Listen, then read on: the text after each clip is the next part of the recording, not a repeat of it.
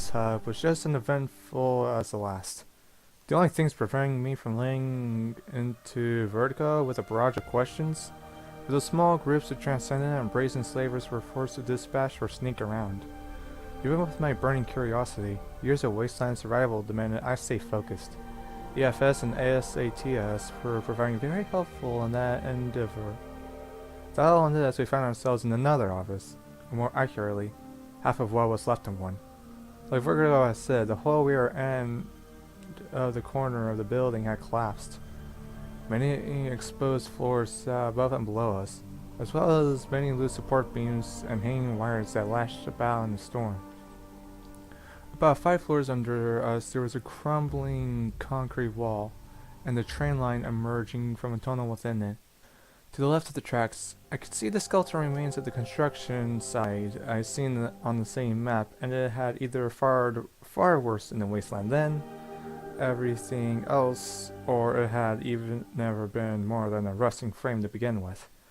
Under the steel mist was a whole assortment of discarded metal, rubble, and spark operated construction machines which were gradually sinking into the muddy earth created by the torrential rain. An old Royal Bronco sign lay half buried in the mud beside the aging train tracks. Next to it were several boxcars as well as a rusted old spark power engine, to which a few additional train cars were attached. Well, we'll get out on that.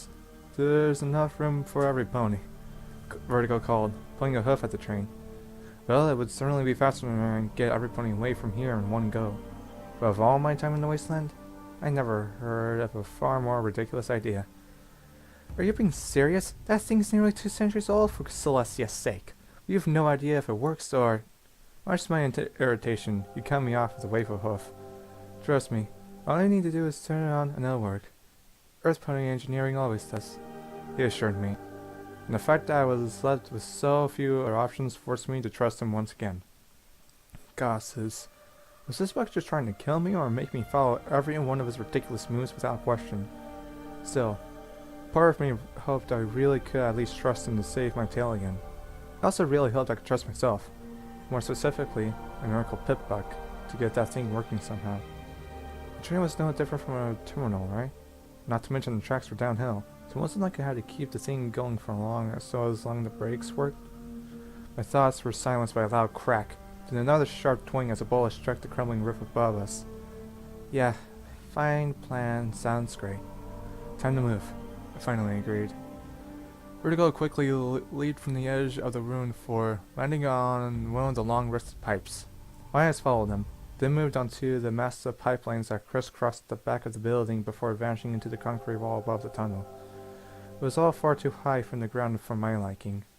Everything in my head was telling me just how bad an idea this was. I agreed. But today was shaping up to be a paragon of bad ideas. Why not go all in? I leapt forward. It was landing upon the closest of the metal frames as two griffins swooped around the ruined MAS tower.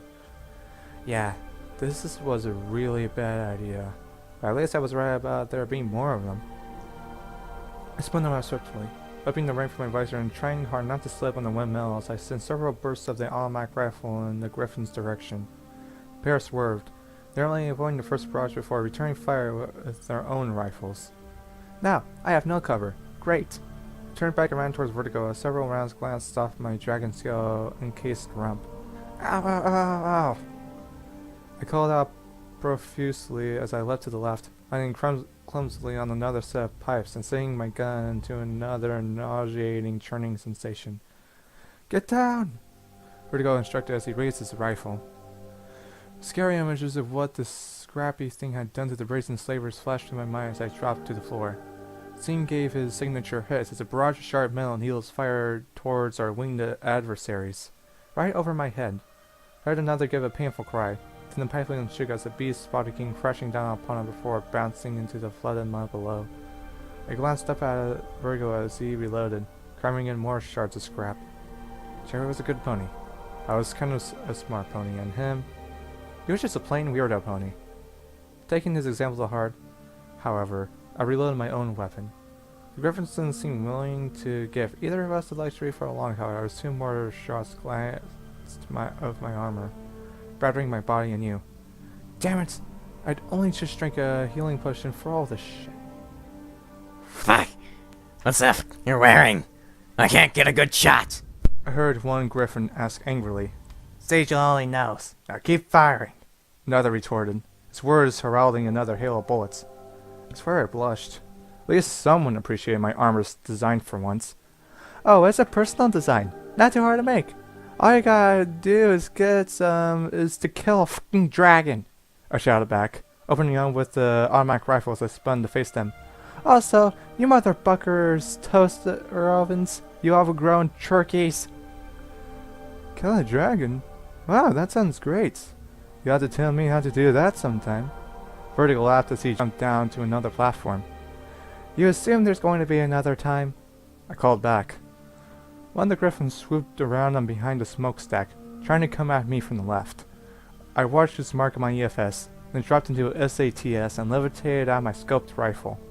The shot flashed and my love for functioning pip-bucks only grew as it struck the griffin right in the chest. I had no idea if it actually penetrated his armor, but from the way he spiraled off course and down to a mass of sharp metal grinders, I assumed he wouldn't be coming back anytime soon. This'll teach you fucking bastards to chase me across the wasteland, I called, almost jumping on the spot. The griffins retreated behind the cover of the buildings, and then my smell was wiped from my muzzle as a dark blur slammed into my left side.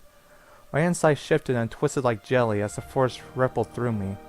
I staggered before tumbling onto the pipeline vertigo I jumped to just below. My automatic rifle landed on the wet metal only meters from my hooves. The other clattered down into the thick mud below. I glimpsed Vertigo as he fired into the rainy sky, then heard a croaking laugh as the pipeline shook, rolling to my front and trying to ignore my very uncomfortable stomach ache. I glanced at the rifle that had landed in front of me. A heavy metal claw smashed down on it seconds later. Chase you? Haha, I think we'll just kill you and call it a day. A new, croaking griffin cawed. I glanced up and right into the sharp green eyes of the black feathered creature. His right foreleg was completely made of metal, the likes of which glowed with many green lights and was tiptoed with razor-sharp talons that crackled with electricity. The tuft of fur at the tip of his lion tail was also green, as were his wings' outermost pinion feathers, and those forming a crest behind his back armored head.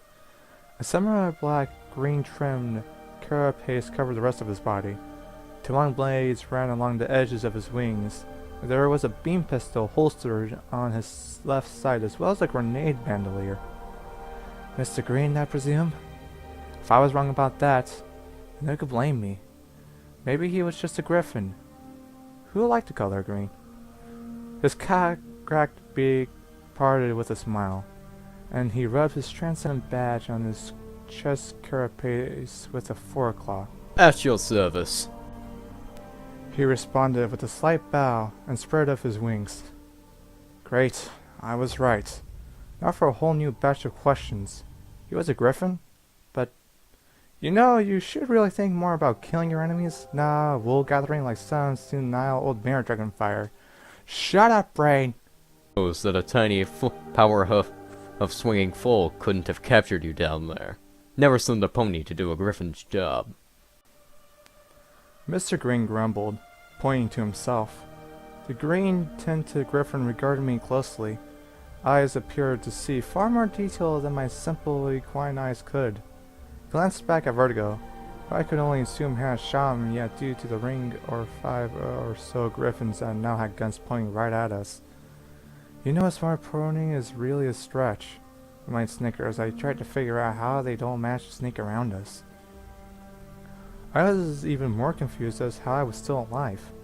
And the most puzzling thing to me was the fact I cared enough about Vertigo to not just start trying to torch them all.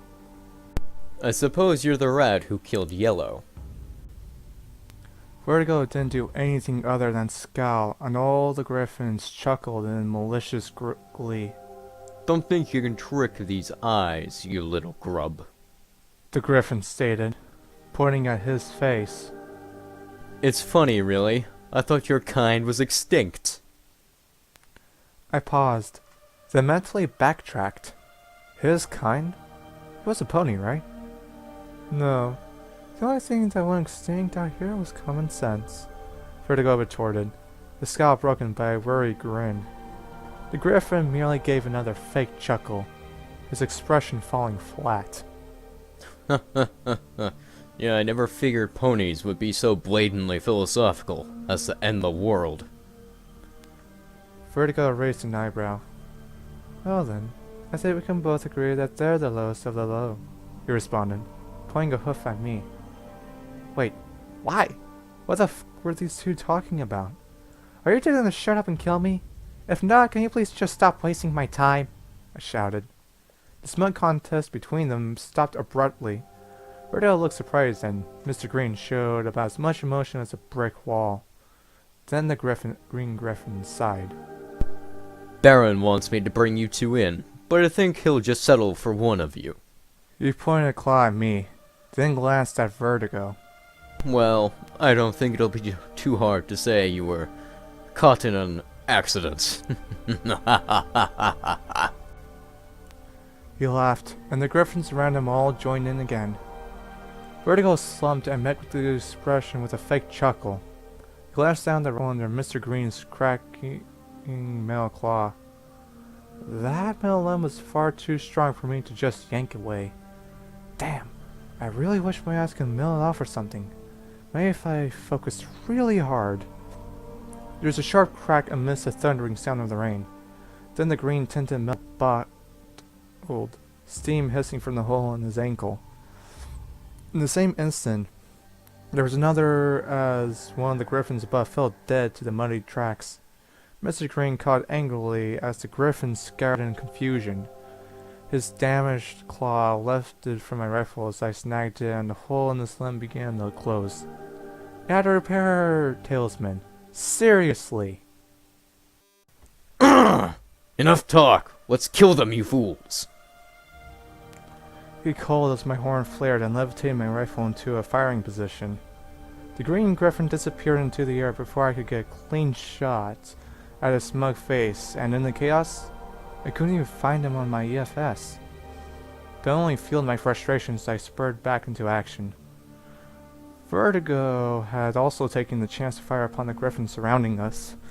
The gleaming projectile sting fire glinted in the flashes of lightning as he hopped down onto one of the lower pipes. Not only inches above the train car's roof as he downed another griffin with a swift shot to the skull. Burst from the rifle, and another confused half-feeling was knocked off course and slid headfirst into a rusted smokestack. Then there was a crack out in the rain, and I saw another take a bullet straight through her wing, swirling down into the mud like a leaf in the wind. Reloading, I looked over the train tracks to see where the shots were coming from. Jerry stood in the rain with Clip on her back. Water dripped from her mane and barding as she levitated responsibility at her side. Clip holding off any attack from behind with his own weapon. That was the pony I'd saved. I felt a strange concoction of pride, happiness, but then fear as I saw two griffins taking aim at the pink mare. I raised my rifle and opened fire. One of the griffins got off a shot before my bullets bit into his chest and wings. David and Deer looked directly at Cherry as she jolted to the side, staggering behind the fallen Rob Bronco sign. Behind the sign, I could see at least a dozen more ponies taking cover. I could even make out the very displeased face of Sky as she tended to them best she could. Yeah, forgot about killing Vertigo. You had better make sure she doesn't get you first. Over here, you fucking feather brains! I called out in an effort to draw their fire away from my friends. You're so stupid, you overgrown chickens can go bug can openers. It worked. A griffin swiftly turned, to face me and the barrel of my levitated rifle. Her eyes went wide as I opened fire and tore most of her face off. Seconds later, another pair swooped in over me, and I bolted to the side, landing on the lowest of the pipes. Somewhere in the rain, I heard the sharp hiss of sting, for one of the griffins fell to the pipe in front of me, rattling it hard. The second divided towards Vertigo, the shard of metal glancing the side of her black helmet as she swerved and slammed into him. With her cast over the edge of the pipe, the force of the impact caused one section of the line to give way and fall onto the top of the boxcar sitting in the tunnel's mouth below. The griffin spread her wings as Vertigo struggled in her claws. Then before she could drag him back into the air, there was a flash and he was gone. With a wet thud, the griffin landed in the thick mud and swiftly became indistinguishable as a vile filth splashed her. Vertigo appeared next to her in a flash. But before Sting could fire, the griffin lashed out with a claw and knocked his forelegs out from under him. I aimed my rifle at the struggle. Dan was also knocked forward onto the roof of the train car as my section of the pipeline also collapsed. Another griffin swooped in over as I sprawled across the wet metal, stomach swimming more with the muddy slog below as I tried to aim my rifle upward. The car shuddered as new weight landed on top of me, a firm talon forcing my rifle down. The griffin smiled wickedly, her claws tipped with sharp steel. I smiled back, my horn flaring. All smiles faded as her face was scorched by magical flame and she leapt back, screaming before falling to the mud and frantically rolling around in it. I staggered to my hooves, looking ahead to the engine 2 cars along. Down to my left, I saw Vertigo tussling with the griffin in the mud. Hooves and claws locked as she tried to snap his neck. He twisted out of her talons like a snake, ending the hybrid creature's life with a blow from his jagged knife. To my right, I saw Ryan Klomp and Sky all fired from their cover by the sign. At least 3 griffins pinning them and the slaves there. Immediately, I activated SATS and I dashed along the train car, firing up into the griffins. Distracted, one had his wings torn to ribbons. Another sorcerer joined it and the 3rd griffin dodged. One always had to fucking dodge, didn't they? Gary party in the cars, now! I called to Cherry and the others as the griffin's attention became focused on me. I had no idea whether they'd heard me or not as several shots glanced my armor, and I could almost swear one nearly broke a scale. One hit my rear leg and I fell sprawling to the middle in the middle of the forwardmost boxcar as the bullet bit through a gap in the worn draconic scales. I staggered onto my back, blood trailing from the wound on my leg and mixing with the hammering deluge. The griffin took aim, as did I. Once again, I dropped into SATS, just enough charge left for one shot to the head. He had no such advantage. I executed the spell, each switch my magical aura now burning my tiring horn. The round struck his head as he spiraled out of control, vanishing into the rain. Still, even in that time, the bastard managed to fire at least once, albeit inaccurately. The shot missed my head and struck my shoulder. I screamed as it tore through the bandages, to the newly healed flesh, and through the bone. Gosses, if I survived this, I was going to make the stupid armor into a damn tank before trying anything like this again. I screamed as I felt the warm touch of blood flow out under my armor. I reached for my saddlebags, my right forehoof and horn aching painfully. Fumbling with the bottle, I managed to down the last healing potion. Not that it would do me much good with a bullet wound that deep. I figured that later. Right now, I knew what I had to do. I staggered to my hoofs, my shoulder burning. I grabbed my teeth as the wound slowly closed over the shattered bone.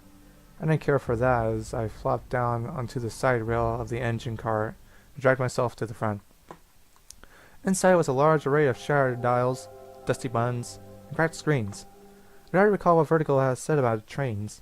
My speech about Earth Pony engineering didn't really help when I had no idea where to start. Then I realized something. Nowhere to connect my pip-puck. I guess trains really were different to terminals. Trust me, all you need to do is turn it on and it'll work. Vertigo's words rang in my mind. I thought you were a smart pony? I sneered as I found a button that said ignition ahead. Okay, he could have told me that. I expected as much. And the thought that Vertigo may have suggested such a thing just to get me motivated to make me want to strangle him all the more. The few long moments following that, I simply prayed to the goddesses that whatever else I tried would work.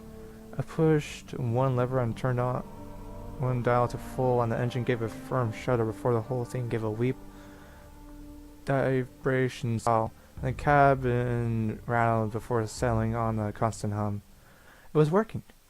It was working! What the goddesses, it was fucking working! I leaned back against the rear of the cabin, panting as warm crimson slowly swept from my shoulder and hind leg. See, Wasteland, give me some pony break isn't that hard, hey? The crack of rifle fire reminded me that mocking the post-apocalyptic world was not a good idea, however. I staggered over the cabin's window, peering out to see Cherry and Cliff firing out at the griffins from one of the open boxcars as Sky helped the last of the slaves in. much to the admiration of a smiling orc as she leaned against the inner wall of the car by the door. When the pale blue mare finally hopped in herself, I assumed every pony was inside. I turned in the controls, pressing everything I could before one central lever began to move the train steadily forward. Cherry, I hope you got every pony, I muttered underneath my breath. The idea of her as a good pony in this dark and desolate wasteland foremost amongst my thoughts as the train picked up speed. As for Vertigo, well, a small part of me hoped the strange buck was on board too. Only so I could kick to his flank later. Even so, I couldn't help but ask myself what I'd do if it were me left behind. Before I could really consider that question, the roof in the cabin shook, and the long steel claws tore straight through the metal roof. I brought my rifle up, firing rapidly into the indented roof as the crackling claw ripped back. Before I knew it, the window beside me shattered and I felt a firm grasp around my neck. Going somewhere? Mr. Green growled as he dragged me, kicking and firing wildly through the window and up onto the top of the engine car. I tried to force him back as I squirmed, scales on the back of my neck preventing his sharp grip from simply slicing my head off. Then came the electricity. I screamed as bolts of green lightning arched from his talons and shimmered across my body. All the while the griffin laughed, his eyes narrowing.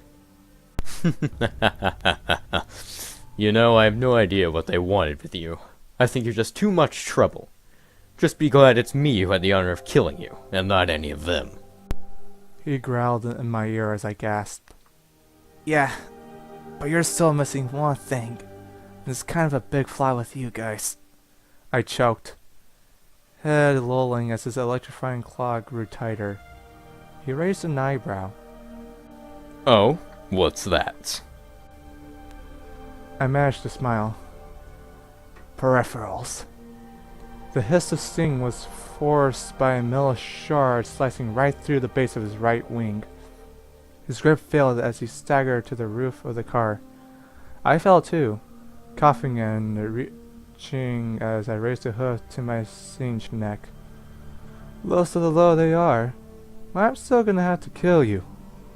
Vertigo called from the second car along, his grin visible even as his mane flared in the wind. By Celestia, even now in the midst of all this, he looks so hot. No brain, not now. Vertigo's words didn't seem to be a question the griffin was at the luxury of answering. However, and with a sharp whoosh, two more shimmering darts were sent right at his face. Mr. Green, it seemed, was far better at dodging the things than his minions. However, the griffin ducked and rolled as the projectiles flew over him. Strong words coming from some pony whose kind they want to exterminate, He declared, his one flesh and blood claw grasping his magical beam pistol. It was no zap-zap. The griffin unloaded a full barrage of magical death right at the purple buck. Vertigo ducked, then staggered as he fell back and disappeared over the edge of the train car. I felt the cold breath escaping as I saw him disappear. Death? The wasteland was everywhere. I'd seen it so many times before. Fuck you! You was my only ticket out of this mess! I screamed, as I kicked with my uninjured rear hoof. The blow struck the griffin's natural foreclaw, making him drop the weapon. Fuck you and you stupid colt! I screamed again, this time levitating up my rifle from the cabin below. He wasn't about to let me strike him a second time, however, and certainly not with a ballistic weapon. He grasped the rifle from the air with his metal claw, tossing it toward the far side of the engine car. I staggered back to my hooves, watching as the rifle caught on one of the engine's ventilation shafts. It was panting, muddy, wet, bleeding, sick, and really pissed me off. I was really done with this Mr. Green only seemed to have the misfortune of being wit, not even acknowledging the hole in his wing as a cruel smile parted his beak, one unnerving similar to that of his red counterpart. Just give up. He stayed flatly. I staggered back toward the front of the engine. You give up! He grimaced. I already have. He lunged forward at me, and I shifted back as far as I could as his claws scratched in my chest. The electrifying metal tip of his talons left a lasting scar in the cyan scales as my magic wrapped around the rifle caught in the vent. I levitated it around as fast as my horn could, and blasted his left wing with a shower of bullets. The griffin gave a painful shriek as several more holes were torn right through the feathered limb. It's a shame I broke all my actual weapons. My plasma rifles are green. You'd love them, I commented rarely as he lunged again. My efforts to fire failed as he swatted the rifle aside and then disappeared into the raining gloom. Then he grasped me in his metal talon, heaving me up into the air and throwing me across the length of the engine car. My head spun as I rolled to a halt, adrenaline about the only thing keeping me the pain from overwhelming me as I fell flat against the wet metal. With the beat of what was left of his tattered wings, Mr. Green leapt over and pinned me down against the back of the engine car. Blood trailed from his scruffy feathers as he bent my head and horn away, providing me a very ominous view of the rattling metal clamps and a mess of wires that connected the cars as the train thundered across the muddy desert landscape. My horn glowed as I tried to pull out a weapon. Something. Anything. In life I am but a servant, and inquisitor of the Grand Sigil. In paradise I will be a god. Mr. Green declared in a bold voice as he pulled a metal apple from his bandolier. You and all the other fools on board this train will be my payment to the Great Master. He added, looking at me with his sharp green eyes. Goddesses, all I'd really done was shred his wing. It was just a wing. He could grow it back. It was half metal, and surely if they made monster ponies, they could give him his wing back. Life shall be Transcendence. The griffin finally added, closing his eyes and pulling the pin on the grenade. Breaking visual contact? No pony, or griffin, who was on top of me should ever do that. My magic wrapped around the only weapon I had left. The saddle blaster's battered and broken barrel gave a disapproving hiss, and I levitated to the griffin's face. I had no idea what this would do if I used it in such a damaged state. But what did I have left to lose right now? Your life for this! I cried out as the barrel glowed red hot and a solid cone of red energy ignited the griffin in a flash of searing flame. There was a fizzing as the barrel of the blaster disintegrated into the rain, and his headless body tumbled off the side. I was far more concerned with the grenade as it fell and rolled into the front of the train. I could stop in time. I could be a good pony. The grenade exploded, the force pressing me down into the wet metal as the front of the train was consumed in a ball of flame and shrapnel. Then the whole thing gave an uneasy whir and a very heavy clunk as one of the pink flames erupted up from deep within the whirring engine and the ground hard against the tracks. Goddesses, this thing was spark-powered. Spark engines and explosions didn't play well. My eyes widened as memories of exploded chariots and wagons entered my mind, but none of those had been anywhere near as big as this. I looked back at the train carriages, all those ponies, slaves, Cherry. I rolled onto my stomach, and the organ gave a painful nauseating sensation as it churned, but I didn't care. One last shot, old friend. I asked the half-melted blaster as I aimed it down on the connecting brace. One last shot. I closed my eyes. Be a good pony, Cherry. The blaster gave a painful whine. Then the molten slag of its barrel glowed red hot and the whole thing popped, fading into dust as the explosive beams reduced the metal brace to naught but pink ash to the washed away in the rain. The carriages all screeched yet kept moving forward. Then my horn flared with all of its magical might. Just do this! Do this! I hissed through gritted teeth as my magic wrapped around the wheels of all three cars. Just do this! I screamed in pain as the force of the whole train's worth of momentum fell as if it were drilling my horn down into my skull. The glowing mass behind me began to slow as a bright layer of overglow burst around my horn. I closed my eyes tightly, crying out in more mind-breaking agony than I'd ever faced. Sparks erupted from under the carriages as yet more layers of cyan glow consumed my horn. Pyrotechnics. I could do. Stop a train? Well, I'll see just what I'm capable of in a moment of desperation. The engine cars beneath me gave a firm shot as its increasing speed became too much for the flooded tracks to bear. I fell face first into the metal. The horn's immense glow dying as my head throbbed more than it have ever did. Even though my hangovers combined and amplified by 50,000 had not been like this, I had no idea if it had been enough. If I'd saved them, if she'd be a good pony and would make a difference in this shithole of a world. This world was so flawed, so messed up, so far from perfect. It hurt. The thing was it. I was eating. Well, Dragonfire, riding the last train out of here. Next stop, swimming with Mom, Star, Brother, the goddesses. I rolled onto my back, feeling the earthquake of metal under me as I looked up into the cloudy oblivion as harsh rain mirrored my face. Then I closed my eyes. Fuck you, wasteland. All of a sudden, I felt something grasp my midsection. I felt warm hooves and the beating of wings. Wait, is this an angel? One of the goddesses. Was going to the ever after really like that? I opened my eyes slightly to see a dull purple coat, whipping black mane and cold black armor. No, this wasn't an angel. I had no idea what it was. All I saw was a bright flash of magical fire in the rainy gloom below. I heard the boom and was blasted by the shockwave as it hit me and everything sent into a spin. I felt my whole body lurch and squirm as my pit bike began clicking wildly. But all that was just before I was blasted into the sweet, pain-free darkness of unconsciousness. Fruit no. Level up. New perk added. Action Philly. Level 1.